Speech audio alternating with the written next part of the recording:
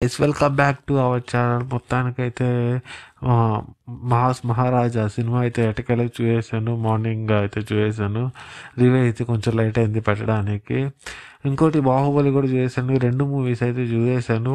మొత్తానికైతే మహారాజా మూవీ అయితే ఎలా ఉందో ఒకసారి మాట్లాడేసుకుందాం.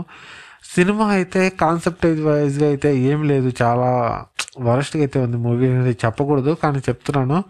మూవీలో ఏం లేదు, మామూలుగా అయితే రొటీన్ స్టోరీ ఒకే టెంప్లెట్తో ఉంది. ఇది ఒక ఆ, ఏదో మూవీ తీయాలి కాబట్టి అట్లా ఉంది. ఇలాంటి సినిమాస్ ముందే వచ్చాయి, ఇలాంటి మూవీస్ ఇంతకుముందు కూడా తీశారు చాలామంది. కానీ నేనైతే ఎక్స్పెక్టేషన్స్ పెట్టుకొని పోయాను ఒక విధంగా చెప్పాలంటే హాల్కి. ఎందుకు అంటే ట్రైలర్ చూశాను. ట్రైలర్లో మీరు ముందు వీడియో కూడా చేశాను నేను, ట్రైలర్ పెట్టి చేశాను. ఆ ట్రైలర్లో చూశాను, ఏదో ఒక ఎక్స్పెక్టేషన్స్ ఉంటుంది అనుకున్నాను. మూవీ అయితే అక్కడికి పోయి చూసిన తర్వాత నార్మల్ అనిపించింది. Routine story. ఒక రైల్వే పోలీస్ ఉంటాడు, రైల్వే పోలీస్కి ఎవరు అడ్డు వచ్చినా కూడా ఆయన్ని వాళ్ళతో పోయి ఫైటింగ్ చేయడం, అంతే. అదే ఉంటుంది స్టోరీ అంతా సినిమాలో. ఇంక దాని మించి ఏముండదు. ఎవరు ఎదురుగా వచ్చినా కూడా వాళ్ళతో ఫైట్ చేయడమే ఉంటుంది. అది రైల్వే పోలీస్ థీమ్ పెట్టుకొని దాన్ని మొత్తం సినిమా అంతా చూపించడం.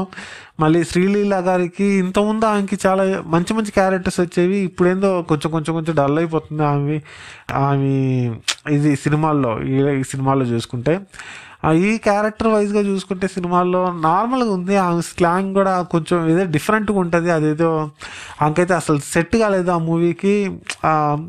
ఇంక ప్లస్ పాయింట్స్ ఉంటే అక్కడక్కడ సినిమాటోగ్రఫీ బాగుంది, విఎఫ్ఎక్స్ కూడా కొంచెం పర్లేదు, అంతే. ఈ సినిమాలో ఇంకా దీని గురించి మాట్లాడుకుంటే ఇంకా మించి దానికి ఏం లేదు, మొత్తం మైనస్ అని చెప్పుకోవాలి. నేనైతే ఎక్స్పెక్టేషన్స్ ఎక్కువ పెట్టుకోబోయాను. ఎందుకంటే మాస్ కదా, రవితేజ అంటే మాస్, రవితేజ అంటే మాస్, అందుకనే ఎక్కువ ఉంటుంది. ఇంకా ఫైట్లు ఒక రేంజ్లో అయితే ఉంటుంది. ఇంతకుముందు మూవీస్ చూసుకుంటే రవితేజ అన్నవి మంచి మంచి మూవీస్ ఉండేవి, అంటే కొంచెం హైప్గా ఉండేవి.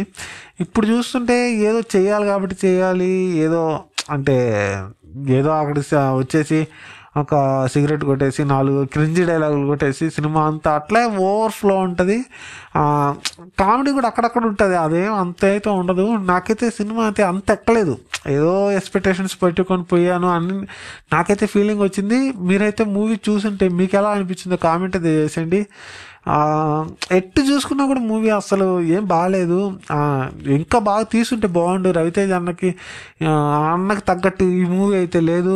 చూద్దాం ఇంకా ఫ్యూచర్లో మంచి మంచి మూవీస్ ఏమైనా వస్తాయేమో రవితేజ అన్నకి. మీరైతే ఈ వీడియో నచ్చుంటే లైక్ చేయండి. Thank you guys. సబ్స్క్రైబ్ చేయండి మర్చిపోకుండా. Thank you.